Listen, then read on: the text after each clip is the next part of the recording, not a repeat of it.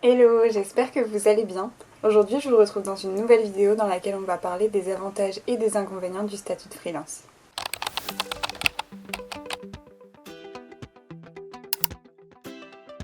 Je trouve que par rapport à il y a quelques années, le fait de se lancer comme freelance est devenu beaucoup plus normal, dans le sens où ça s'est plus démocratisé et que maintenant on y pense beaucoup plus souvent qu'avant. Peut-être que vous aussi vous l'avez remarqué dans votre entourage, qu'il y a de plus en plus de personnes qui se lancent en indépendant et peut-être même que vous dans votre entourage proche, il y a des personnes qui sont déjà entrepreneurs ou qui souhaitent se lancer. Donc aujourd'hui j'avais envie d'aborder les avantages et les inconvénients que je vois personnellement au statut de freelance, d'indépendant ou d'entrepreneur, c'est pour moi la même chose. Si tu me connais pas, moi c'est Amélie, j'ai 26 ans, j'habite au Pays Basque et je suis graphiste indépendante depuis 3 ans. Et donc si vous souhaitez vous lancer ou que vous avez pour projet de vous lancer à votre compte, j'espère que cette vidéo vous éclairera un petit peu sur le sujet et vous donnera plus d'informations sur les avantages et les inconvénients que le statut peut avoir. Donc je vais commencer par les avantages. Pour moi, le premier avantage et le principal avantage, c'est la liberté que le statut offre, que ce soit une liberté géographique ou organisationnelle ou dans la gestion du temps. Ce que j'entends par là, c'est qu'en étant à son compte, hormis quand on a une activité qui nécessite la manipulation de matériel, la gestion des stocks, etc., quand on est prestataire de service, en tout cas, on a une grande liberté géographique et temporelle dans le sens où on peut travailler depuis n'importe où et n'importe quand. Moi, il n'y a pas longtemps, j'ai travaillé depuis l'Asie pendant 1 mois et ça n'a absolument pas gêné mon quotidien professionnel. Je sais qu'il y a aussi beaucoup de personnes qui sont beaucoup plus à l'aise de travailler le soir plutôt qu'en journée et c'est aussi quelque chose qui est possible en freelance et qui ne pose pas du tout problème. Donc oui, l'un des premiers avantages au statut de freelance, c'est le fait de pouvoir travailler plus comme on le souhaite, entre guillemets, dans le sens où on peut travailler depuis plein d'endroits différents et gérer soi-même son emploi du temps de travail. Ça inclut aussi du coup la gestion de tout ce qui est vacances, jours off, demi-journée, etc. On a peut-être un petit peu plus de liberté pour prendre les vacances qu'on souhaite et les temps off qu'on souhaite, même en semaine, etc. Un exemple tout bête, c'est que quand on a un rendez-vous médical ou un rendez-vous administratif, on peut complètement se libérer quasiment à n'importe quel moment de la journée quand on est indépendant, alors que quand on est salarié, c'est un petit peu plus difficile parfois de devoir demander à son patron, etc., d'être libéré pour des rendez-vous en journée. Un autre avantage que j'ai noté, c'est le fait de ne pas avoir de hiérarchie. Je crois que c'est une des raisons principales entre guillemets pour lesquelles certains se lancent en freelance. Le fait de ne pas avoir de supérieur suite à des expériences pro qui se sont parfois mal passées dans des entreprises. Donc en étant en freelance, c'est peut-être aussi un inconvénient parce que du coup il n'y a personne qui nous surveille, mais en étant en freelance, on n'a pas de supérieur, il n'y a personne au-dessus de nous pour contrôler ce qu'on fait. Il n'y a pas de problème d'autorité, de malveillance, etc., de mauvaises relations avec les collègues. Donc en étant freelance, on est le patron entre guillemets de la boîte et du coup il n'y a pas de souci de hiérarchie et de mésentente avec d'autres personnes. Un autre avantage du travail en freelance pour moi, c'est le fait d'avoir des missions qui vont être très très variées. Alors pour le cas des graphistes, je pense que ça ressemble un petit peu au travail en agence, dans le sens où on va pouvoir travailler avec des clients très différents, dans des secteurs différents, sur des missions très différentes. Personnellement, moi, cette variété-là, elle me plaît énormément. Et c'est du coup un avantage par rapport au fait d'être, par exemple, dans une marque ou chez l'annonceur, etc. Où là, du coup, on aura peut-être plus tendance à travailler toujours sur le même sujet et trouver un peu un côté répétitif. En freelance, je pense que dans beaucoup de métiers, il y a une grande diversité qui se renouvelle beaucoup. Donc ouais, plus de diversité dans ce qu'on fait tous les jours au travail. Personnellement, moi, ça me plaît beaucoup. Et on peut aussi envisager cet aspect-là du côté diversité des missions à l'intérieur de sa propre entreprise, même si ça je l'ai aussi mis tout à l'heure dans les inconvénients, mais il n'y a pas que son propre cœur de métier à faire, il y a beaucoup d'autres choses à gérer du point de vue de l'entreprise, tout ce qui est comptabilité, administratif, communication, etc. Personnellement, encore une fois, moi ça me plaît beaucoup, c'est peut-être pas le cas de tout le monde, mais voilà, ça permet d'avoir un quotidien qui change beaucoup et qui est très varié. Et le dernier avantage du coup que j'ai noté, c'est le fait d'être en apprentissage constant. Personnellement, c'est quelque chose qui me nourrit beaucoup. Il y a à la fois la nécessité et la possibilité d'apprendre en continu, puisqu'il y a toujours de nouvelles choses sur lesquelles se perfectionner, etc. Donc il y a une nécessité et une possibilité d'apprendre toujours, de se former et de progresser. Et je pense qu'on peut même dire que l'entrepreneuriat à lui seul est une forme de progression dans le sens où ça nous apprend beaucoup sur nous-mêmes aussi, sur les compétences pro qu'on a besoin d'avoir dans son métier, ça c'est sûr, mais aussi sur plein de choses comme la gestion d'entreprise, etc. Donc l'entrepreneuriat de manière générale permet une grosse montée en compétences et l'acquisition de compétences humaines, on va dire. Enfin, je crois qu'on appelle ça des soft skills. Enfin, bref. L'entrepreneuriat permet d'apprendre beaucoup, de progresser et je pense de grandir. En tout cas, moi personnellement, ça me fait beaucoup grandir. Du côté des inconvénients, j'ai noté l'instabilité des revenus. Ça pour moi c'est le principal.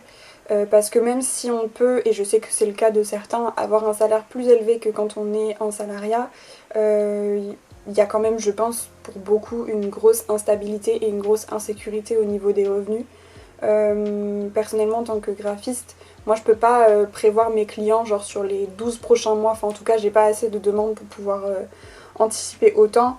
Au maximum, en général, la plus longue vision que je peux avoir, ça va être 3 mois, ce qui n'est pas énorme. Et en dehors de ça, je ne suis pas assurée de combien de salaire je vais être capable de rentrer. Donc c'est vivre avec le fait qu'on ne sait pas combien on va gagner, on ne sait pas combien de temps ça va durer, etc. Et il y a des mois qui sont très compliqués, comme le mois d'août que je viens de passer, où j'ai eu beaucoup moins de clients. Et où du coup, même si j'ai eu des mois dans l'année où j'ai rentré plus de chiffre d'affaires, il y a des mois où ça rentre pas. Et il faut y être préparé, il faut savoir gérer l'argent de l'entreprise pour anticiper ces moments-là. Et la stabilité est compliquée à avoir. Je pense qu'il y a peut-être des métiers dans lesquels c'est plus simple, comme par exemple les métiers qui permettent des prestations récurrentes comme les community managers ou les social media managers. Mais pour les prestations one-shot ou peut-être pour la formation aussi, je trouve que c'est un peu plus difficile d'avoir une stabilité parce que y a des périodes plus ou moins propices et c'est difficile d'avoir quelque chose de stable et surtout de prévisible. On vit toujours un peu, je pense, avec l'incertitude de pour combien de temps on va avoir du travail. Lié à ça, j'ai aussi noté que du coup le statut de freelance ou d'indépendant, il est un peu compliqué pour certaines choses, surtout au début, comme pour ce qui est administratif au niveau des prêts, etc. Enfin, la situation d'un freelance, elle n'est pas hyper favorable pour certains cas. Par exemple, moi je suis locataire d'un appartement ici, et si je devais changer d'appartement, je sais que mon dossier n'est pas très favorable parce que, encore une fois, l'instabilité du statut au niveau financier n'est pas quelque chose qui rassure énormément les organismes bancaires pour tout ce qui est prêt ou pour la location auprès d'agences immobilières. Et ça pour moi c'est assez handicapant parce que du coup pour le moment je garde cet appartement donc c'est très bien. Mais si je devais en changer, je sais que mon statut n'est pas favorable. Et c'est la raison pour laquelle j'essaye d'avoir un statut, une rentrée d'argent la plus lisse possible pour avoir un dossier favorable. Mais je crois qu'il y a une règle du style, en gros ils regardent les revenus des 3 dernières années. Mais du coup avant d'avoir 3 années qui soient réellement bien, il y a quand même un peu de chemin. Donc ça pour moi c'est un des gros désavantages aussi. En désavantage j'ai aussi noté la solitude parce que même si au début c'est sympa de travailler en pyjama depuis chez soi et de pas sortir, je pense qu'au final ça finit quand même par être un peu trop. Personnellement au début j'étais très contente parce que je suis très casanière et que la solitude me pose pas de problème, mais au bout d'un moment en fait ça a fini quand même par devenir pesant. C'est important d'avoir des gens avec qui parler de son activité, pouvoir se conseiller, partager les choses qui vont pas, les choses qui vont bien, etc. La solitude, je pense qu'elle peut durer qu'un temps. Et c'est nécessaire, même en restant seul dans son entreprise, de s'entourer, d'avoir des gens avec qui discuter, échanger, etc. Moi j'appelle ça mes collègues du web parce que j'ai peu de collègues vraiment physiques, même si j'en ai quelques-unes ici au Pays Basque. Mais par contre j'ai beaucoup de collègues du web que je n'ai même jamais rencontrés. Mais c'est important d'avoir des gens, même qui ne sont pas là, avec qui pouvoir parler, etc. du travail parce que sur le long terme je pense que c'est très difficile de gérer la solitude en étant tout seul. Et du coup après les 2 derniers inconvénients que j'ai aussi notés, c'est ceux qu'on a vus un peu avant. Le fait de devoir être multitâche, à savoir que il faut pas se lancer en se disant ah ben moi je suis illustratrice, je veux faire que de l'illustration, ça marchera pas. Parce que même en étant illustratrice, il faut savoir faire sa com, faire sa compta, gérer des stocks, gérer des expéditions, enfin il y a plein de tâches autres que son cœur de métier principal et il faut en être conscient et Moi je le vois pas comme un inconvénient, mais je pense que ça peut en être un. Il faut être conscient qu'il n'y a pas que son cœur de métier et qu'il y a plein de choses à gérer en plus de ça quand on est indépendant à son compte tout seul. Et l'autre chose que j'ai notée, bah, c'est le fait aussi qu'il y a besoin d'apprendre en permanence, mais surtout par soi-même.